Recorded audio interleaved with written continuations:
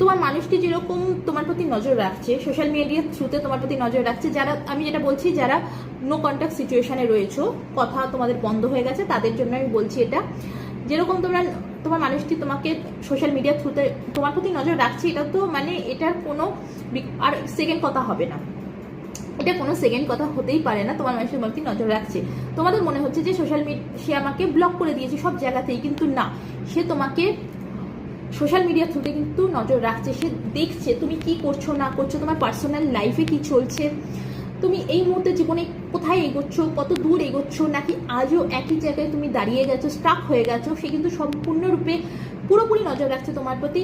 আর ঠিক at the same time সে এটাও দেখছে যে তুমি ফাইটার, তুমি একজন ফাইটার, সেটাও দেখছে। তুমি আর্গুমেন্ট করতে পারো, লড়াই ঝগড়া করতে তুমি খুব এক্সপার্ট আছো, তুমি তেমনই ফিজিক্যাল ফাইটারও। তোমার প্রচুর সমস্যা, অনেক কিছু তোমার জীবনে এসছে, কিন্তু তুমি সেই সমস্যা এসছে বলে তুমি হেরে যাওনি, তুমি থেমে যাওনি, তুমি লড়েছো আর আজও স্টিল নাও তুমি লড়ছো। তোমার মানুষটি কিন্তু বর্তমানে সোশ্যাল মিডিয়ার থ্রুতে এগুলোই দেখছে এবং এটাই কিন্তু সে ভাবছে যে তুমি যেরকম আর্গুমেন্ট করতে পারো, লড়াই ঝগড়া করতে পারো, ঠিক সেরকম কিন্তু তুমি বাধা বিপত্তি যতই জীবনে ঝামেলা অশান্তি আসুক না কেন, তুমি সেটা থেকেও ফাইট করো। শুধু ফাইট করো তা নয়, সেই ফাইট করে তুমি সেটা থেকে কিন্তু বেরিয়েও যাও, বেরিয়ে যেতে তুমি শিখে গেছো।